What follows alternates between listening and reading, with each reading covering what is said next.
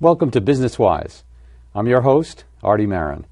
We've got a terrific show today covering a fascinating subject important to anybody involved in the subject of management, whether it's managing people or managing a business.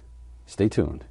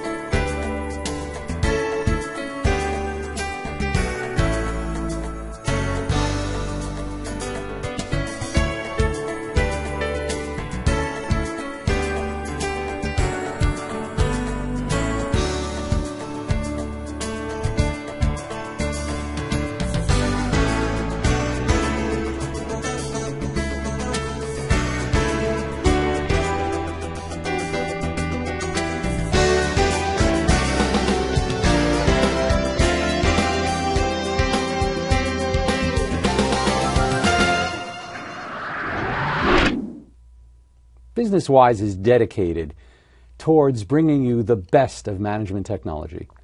As a speaker and educator, utilizing the Hubbard management system for over 25 years, it's been my pleasure to find, speak to, and discover people who are using this fantastic technology. John Ness, CEO of Productivity Technology Corporation, a company that is at the forefront of their business, which is the business of training. Please welcome with me, John Ness. Welcome to the show. Nice to be here. Great. John, tell us a bit about, as you call it, PTC, or Productivity Training Corporation. Tell us a bit about the company. We started about 1967, and what we've been doing is developing programs for dental technologists. And the basic principles are that we are developing people underneath supervisors and developing supervisors and eventually helping owners expand their business. Mm-hmm. Okay. So this is a group that is basically training the dental laboratory technicians. Exactly. And in essence creating craftsmen. That's correct. Okay. I also understand that you are in fact the #1 training company for dental laboratories in fact around the world. Yes, we are. We're in 32 different countries, and we've been doing this for quite some time. That's exactly correct. All right. But what brought you to dental labs? Where did that come from? Well, I'm a dental technician by profession, and I had a 70-person dental laboratory in California, and I was trying to develop and expand my business, and I realized that really the limiting factor was that the people I had were not able to apply what I could do. And what I wanted to do was able to develop a system, a program, by which we could have them do as well as a highly trained person. Mm-hmm. And how did you come upon, what system did you then bring into being? Well, I ran into Mr. Hubbard's technology, and I was profoundly moved that what we were trying to develop in training people missed many, many aspects of what needed to be known. And one of the first things was we weren't having them do anything. We weren't really having them. Well, when you say they weren't doing anything, what do you mean? Well, I mean, you got a situation where you would have the guy over the shoulder training. The guy would come and sit over the shoulder, and the supervisor. Well, the master technician would be sitting here, and the kid who wants to learn would look over the shoulder. Watch him do it. Exactly. And what happened was these kids would be developed in a form where the best that they could do was mimic the supervisor. And of course, the complexity there was that the person couldn't really think with what he was doing because he was continually trying to meet a standard that was not his own. I see. So basically the individual learning, if we can call it that, was simply by rote doing what the instructor said to do. Exactly. So what would be the problem with that? I mean, once you learn how to do that, then you just do it on every one. Well, of course, as we know in the world of fingerprints, every fingerprint is different. And it could be very much argued that every tooth is different. I see. So we're talking about making crowns and bridges and various teeth. Exactly. Exactly. Okay. And the basic form of which could be very variable. And so you had to get a way that you could underpin this information so people could think with it and apply it and have enough technical opinion and judgment to know when to change something from tooth to tooth to tooth. It was a very complex thing. How did you then bridge from this rote instruction of do it this way, okay, that's a little better, okay, that's a pass. How did you bridge from that into I, as the student, being able to think and know I've done it without that? That's a big gap. How do you do that? Well, that was the gap was in me. It started with me. I had run into this study tech of Mr. Hubbard's, and I realized that I had these three barriers which I had never really looked at before in education. And the first was skip steps. I mean, you'd find a guy who had no knowledge being asked to do something he had no foundation or thinking process to do, and he would fail at it. So this is an error then that you had in your training prior to the discovery of L. Ron Hubbard's study technology. Oh, absolutely. Meaning that an individual might start on exercise 4, which is labeled exercise 0, and it's way too far when he should have been back further. Well, there was always the assumption that he was at 4, and yet the first lesson to teach was not been defined yet. And so you made assumptions. You were quite wrong. And so that was a major impact. That was the first major impact. I get it. Now, as I understand it, one of the barriers is also a misunderstood word. Now, how important a part does that play in PTC's approach to training? Well, we've developed about 1,400 companies that I say develop. We have licenses with them to use this program all over the world. And when I went into Germany, as an example, they had 6 years of master's training. And I had a training center in Wiesbaden, West Germany at the time. And I started with what Mr. Hubbard said, to clear the words and make sure the words of the profession or of that discipline of the students in my class made sure that they had those words clearly in their mind before you started teaching them anything. Well, I found that here were these masters that didn't have the words of their profession, and you found each one of them arguing about what it was they thought something should be based on each one of them's misunderstood. And so what we did, I mean, I can show you here if you'd like, we even went so far as we just decided we were going to get a dictionary because we realized that the misunderstood word was the underpinning not only of the technical people, but of the owners and the managers themselves, but because they couldn't get someone to do what they did so well. Okay, well, as I understand it, of course, not understanding or misunderstanding the word leads to then not understanding the concept, and if you don't have the concept, then you can't do the action. You got it. I think it's fascinating. This is the Ness Visual Dictionary of Dental Technology. That's right. So we're not only utilizing one of the, or overcoming one of the barriers to study, which is ensuring that the definitions of the word are fully understood, but you're also giving them the mass. That is to say, not only is this the word, but here's what it looks like. You got it. You see. Yes, sir. So there's a connection between the two. Yes, sir. And another thing we did, what we felt was important, that is, how do you verify, as a supervisor, how do you verify that your technician knows what he needs to know? I see. It's not enough for me to say, okay, I know how to do this, and we can move on. Exactly. Conversely, how does an owner verify that a manager knows what he needs to know? So as we developed the fact that there was misunderstood words we had to cover, we knew that there were skip steps in learning, all right? There was an absence of the actual doing what we were asking them to do, which would be the absence of what you would say mass, to touch and to feel. Okay? So at the end of the day, what you had was people not really understanding how to manage. That's a whole new vista we went to. So this was a revolutionary change, not only in your company, but in the entire training industry. Yes, we feel the transfer of knowledge, we have broke through, Arte. I mean, the complexity in all this was, you knew that you had a misunderstood word. It was one of the basic foundations for giving you trouble. You knew that you didn't have enough person doing what he was, actually doing the work and experiencing what he needed to experience so that he could own it.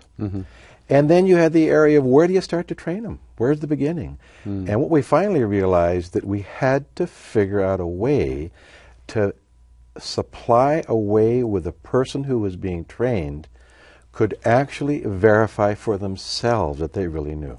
And once you got that, you developed self-determinism. And the self-determinism became what the supervisor wanted anyway, but he couldn't translate himself over that well. And how we did that was what we called training verification drills. And the last aspect was, how could we do this in long distance? So what we're doing now is we're able to actually verify thousands of miles away over the phone exactly what that person was supposed to know through visual references that our people have on our staff and our examiners.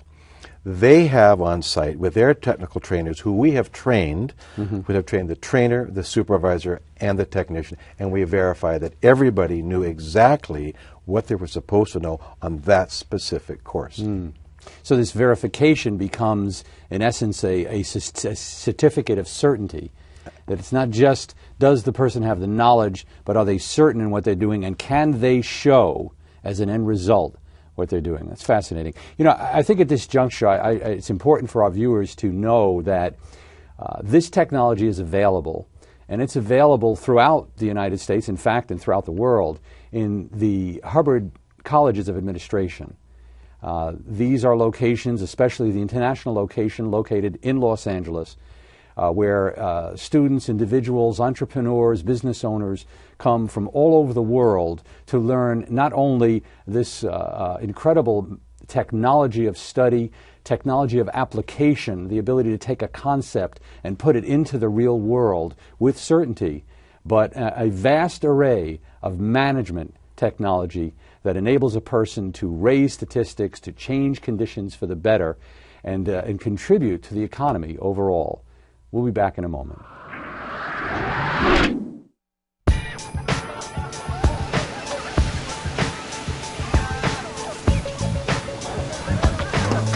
Hey, kid! Come on, come on.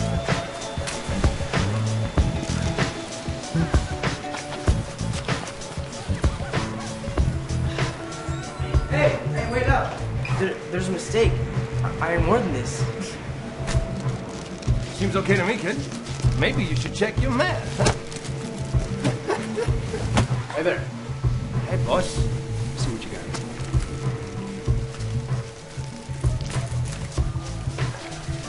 got. Maybe you should check yours.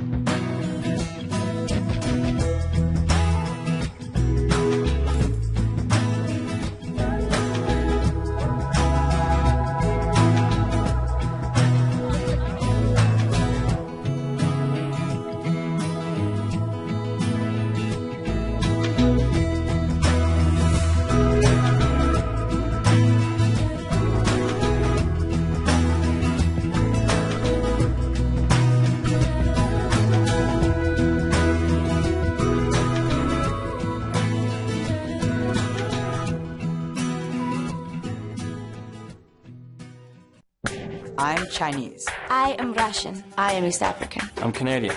I am Filipino. I am Irish. I am Bulgarian. Korean. I am American. I am Brazilian. Italian. Mexican. I'm British. Swedish. French. I'm Israeli. Mongolian. I'm South African. Japanese. We are mankind.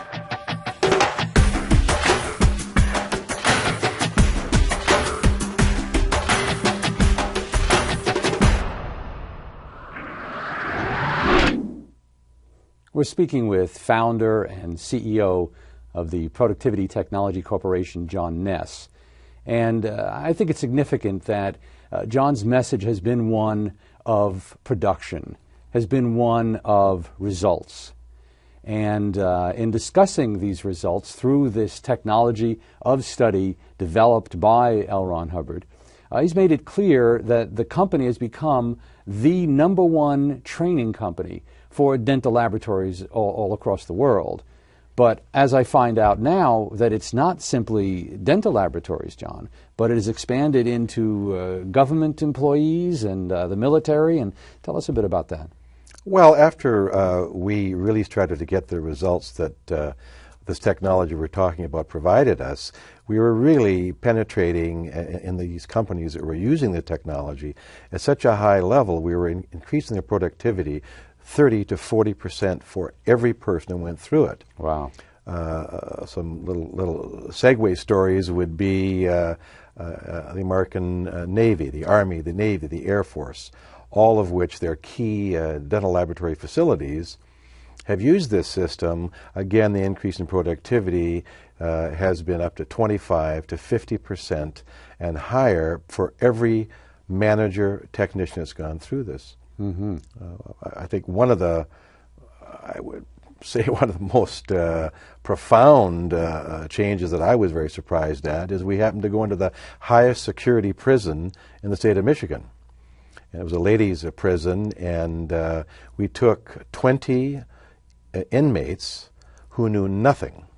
And in 6 months, their ability to produce the state's correctional institutions' dental technology appliances, which are like crowns or caps, as you may call them, or dentures, within 6 months, with zero training to start off with. So it all goes back to, it doesn't matter, it's not how long you study something, it's the basic principles of understanding and applying technology, which goes back to the misunderstood words, gradients of understanding from the first lesson to teach, simplicity up the line to the final valuable product, defining the final product, and then making sure they can verify for themselves what's most important, themselves, that they know what they need to know. And then you've got self-determinism, you've got self-esteem expanding in that area. Whereas before, if you're continually being corrected with no basis, what happens is you go into apathy, and you know the story on that. We see it all the time.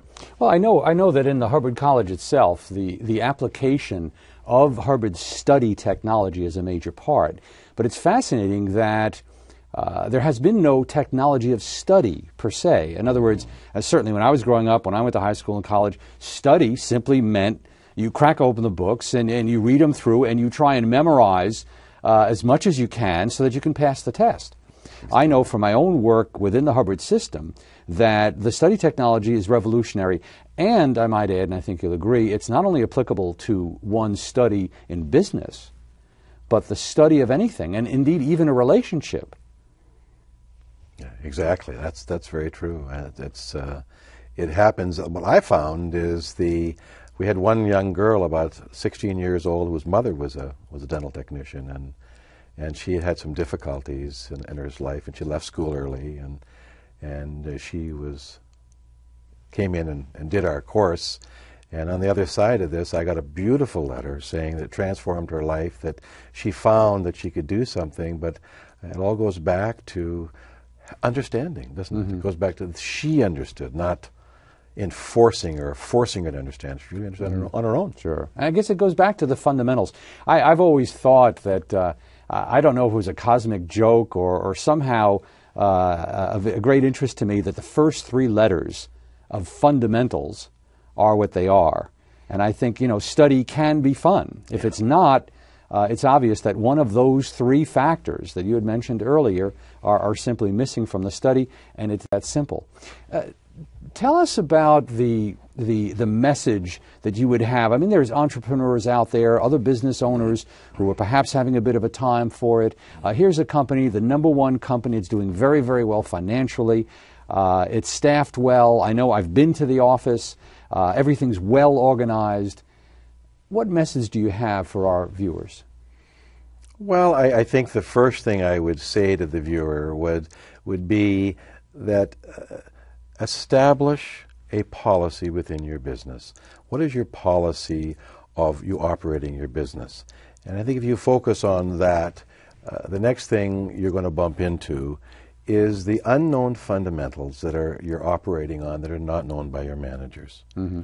And how would you know what fundamentals are not known by the managers?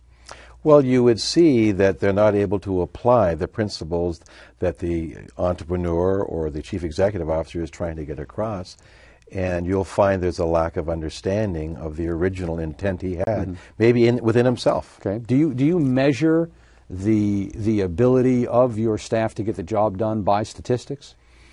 Well, I think the statistics is later. The answer is yes, exactly. But I think if it was in a sequence, I would say to these guys, I would have them install an idea of what their policies were.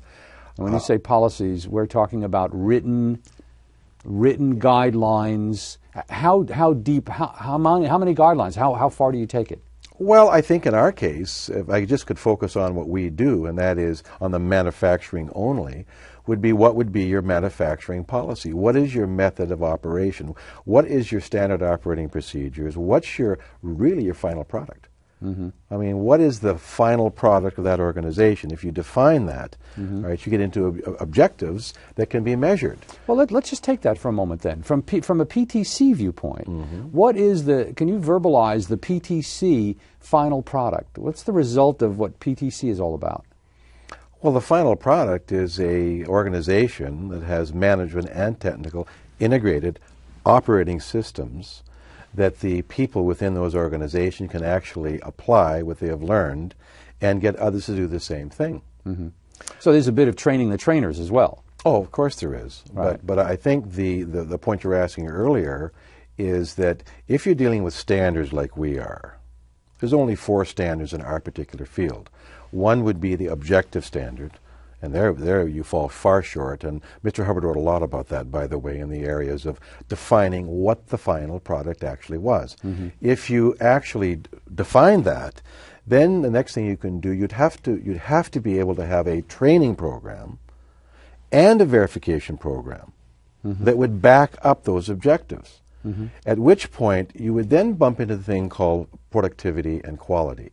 And the average corporation today, you'll see that the quality is measured unto itself, productivity is measured unto itself, but the truth is they're synonymous. They have to be measured together, because the guy who's not producing too much he's going to say that time is quality. Mm-hmm. The fellow who's producing a lot, we'll say, or highly productive, but a little shabby at what he does, he'll say, you want me to be productive or you want me to be slow, and both of them contradict each other. So you're basically the Hubbard system cuts through all of that clatter, makes it very clear. Results are what it's all about. But when all is said and done, we are now entering an educational revolution where corporations, executives, and their junior executives have to be able to run a business at a much higher level of competition than ever before. Mm-hmm. And I think what you're saying regarding the Hubbard College and Mr. Hubbard's technology is a major breakthrough for me, I can tell you, and I think it'll be a major breakthrough for anybody who lends themselves to that way of thinking and applying. Well, I think that's quite true, and I think it's certainly true of the common denominator that I've seen from my talks with students. I was a professor at the college for quite some time before I moved to another state, and the common denominator was people went from theory into application, that it was all about results, and nothing gets better word of mouth than when you get results. The Hubbard College itself has a perfect sequence of study so that an individual can move from exactly where they are to where they'd like to be in a graduated series of steps. The school itself is a model and an example of Hubbard's technology. Corporations have to develop their management team before their growth curve. And they have to develop these human resources not only to expand their business for profits and so on, but just to be competitive. And the key is, right now, I think we're in a complete learning evolution here, and a revolution of passing knowledge on to people to develop businesses. And the Hubbard College, of course, was the basis of all we've been discussing today, and they certainly have the technology there to do so. Well, I really appreciate you coming by and sharing the insights from a CEO of a very, very successful company. And more importantly, I think you're contributing overall to the productivity and the economy of a planet, in the sense that the transfer of how-to is an amazing thing when it's done correctly. The ability to take a concept and an activity and a talent and an art and a science and pass it from one to another in a perfect duplication, so that it actually then occurs again, is creating a longevity, if you will, of productivity. And I think you're to be commended for carrying that torch for productivity. And as I understand it, this is utilizing the Hubbard study technology within manufacturing is something that would apply then to any industry. It wouldn't be just confined to the dental industry itself. Exactly. That's very, very true. Great. Well, again, John, I want to thank you very much for appearing on the show. And I certainly hope that you enjoyed it today. Check the listings and join us again at BusinessWise, the show dedicated to the fundamentals of management and success. Good evening.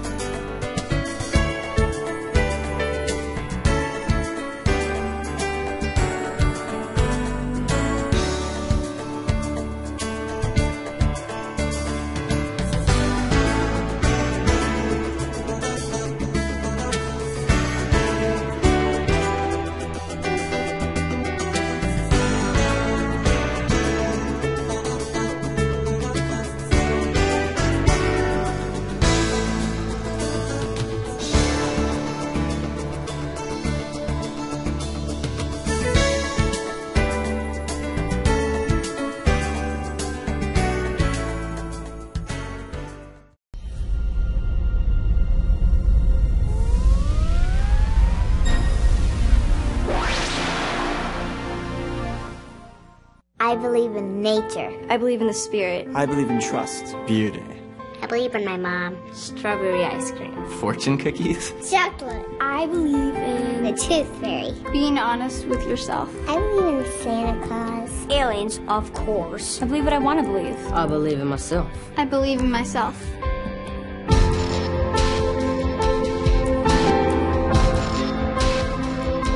I believe in peace. She came up and kissed me one day. It was an impulse. I just grabbed him and I kissed him on the lips and I ran away. Because I was like 20 years old. It's not like something you talk about marriage all the time. But I asked for her number. She wouldn't give me her number. No, I think he liked me first, for sure, because... She's hot. We met in a grocery store. We were in a class together. Came up to me one day, says, I got this perfect girl for you. He was a good dancer, but not too good. Like he was my soulmate. She's my queen. Of course, I'm the king. I said, I have to ask you something. And she said, what? And I kneeled down, and she was laughing and trembling. She gets so embarrassed. What did I say? I said, will you marry me or will you be my wife? Will you be my wife? He proposed to me on my birthday. And she said, yes. Are you sure? Sorry.